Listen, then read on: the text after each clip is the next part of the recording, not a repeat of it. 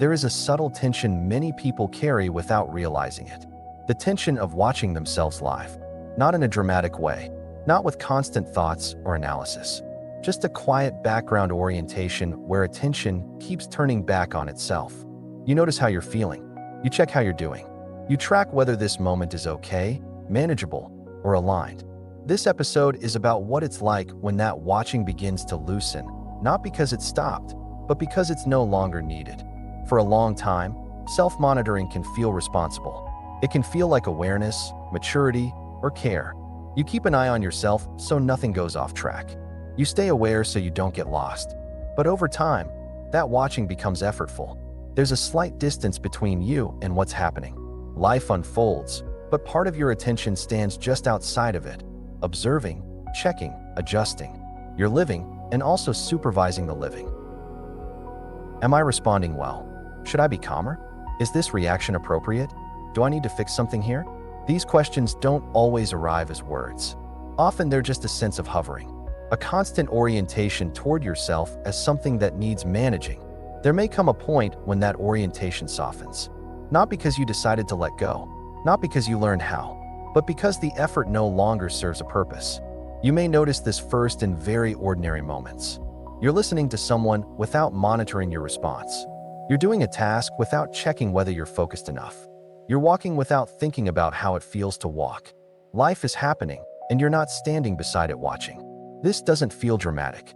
It can be so subtle that you almost miss it. There's no clear moment where the watching stops. It simply fades into the background, and what's left is immediacy. You're inside the conversation instead of noticing yourself having it. You're in the activity instead of tracking your engagement with it. You're responding instead of assessing. There can be uncertainty here. If you're not watching yourself, who's in charge? Who's making sure things are okay? But life doesn't require supervision in the way we imagine. The body knows how to respond. Attention knows where to go. Thought appears when it's useful and quiets when it's not. You've lived most of your life without conscious oversight. Even during periods of self-monitoring, most of life still happened on its own. What changes here isn't functioning. It's the removal of unnecessary oversight. Living without watching yourself doesn't mean awareness disappears. Awareness remains, but it's no longer split against itself. You're aware as experience, not about it.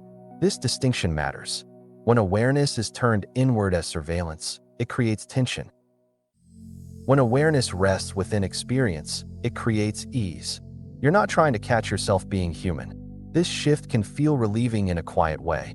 There's less internal commentary, less checking, less correction. You don't pause as often to see how you're doing. You simply do what's next. This doesn't make life perfect. You still make mistakes. You still misunderstand. You still react. But those movements don't carry the same self-judgment. They're just part of living. You may notice that emotions move more freely here.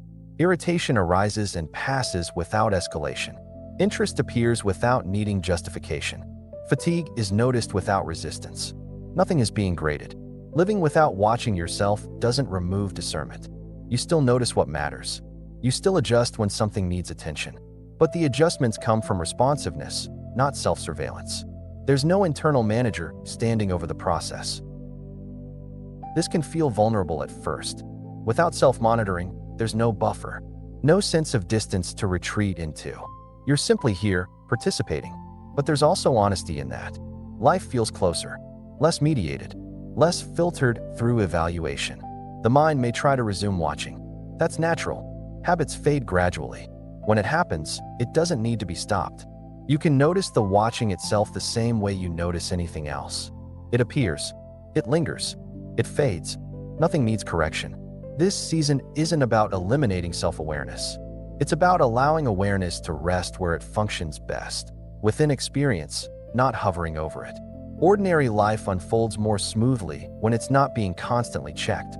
You may notice moments where attention becomes absorbed without effort. You're reading, working, listening, or moving, and there's no thought about whether you're present. Those moments don't need to be extended or protected. They're already happening naturally. What softens is the need to return to commentary. You don't need to ask how you're doing to know that you're alive. This episode isn't encouraging spontaneity or unfiltered expression. It's not about being raw or reactive.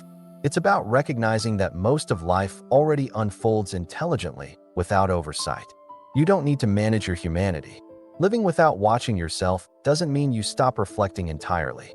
Reflection still happens when it's useful, but it's no longer continuous.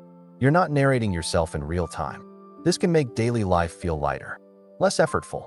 There's less internal strain, less sense that something must be maintained. You're allowed to be inconsistent. You're allowed to have good days and flat days. You're allowed to respond without checking whether the response fits a version of yourself. Nothing is tracking your performance. Life doesn't require supervision to move. If you're listening to this and you've noticed moments lately where self-monitoring drops away on its own, you're not losing awareness. You're letting it settle where it belongs. If these reflections feel like something you can sit with, you're welcome to stay. Liking the video helps it reach others who may be tired of managing themselves.